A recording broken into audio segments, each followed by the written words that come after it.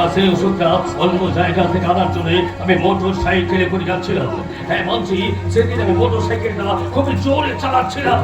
আমার মোটর সাইকেলের বাম পাশে ইন্ডিকেটরটা সামান্যতম আপনার গায়ে একটু করে টাচ করেছিল, যেটা কিনা আমি একটু অনুভব করতে পারিনি। আপনি তখন পেছন থেকে চিৎকার করে বললেন, স্কাউন্ড্রেল! আমি তখন সঙ্গে সঙ্গে মোটর সাইকেলে ব্রেক করলাম।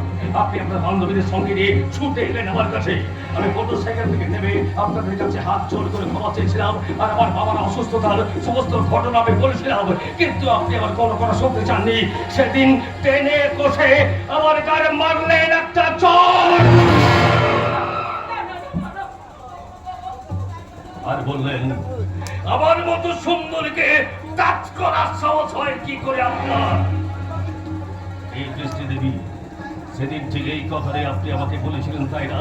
আপনার সেদিন সেই কথাগুলো শুনে আর আপনার হাতে থাপ্পড়কে লজ্জায় আমি মাথা নত করেছিলাম। প্রতিবাদ করার ভাষাটুকু পর্যন্ত আমি হারিয়ে ফেলেছিলাম। বিশ্বাস করুন, সেদিনের কথা আমি একটুও মনে রাখিনি। কিন্তু আমি ভুলতে পারিনি বৃষ্টি দেবী।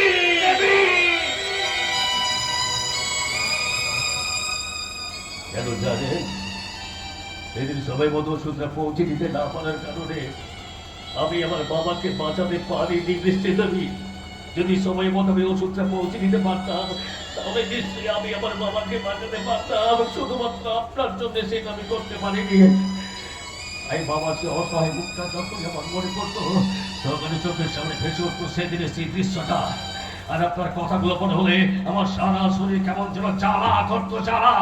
আর তাই তো আমি প্রতিজ্ঞা করেছিলাম, আপনার রূপের অহংকার আমি চিরতরে ভেঙে দেবো। আর সেই জন্য একটা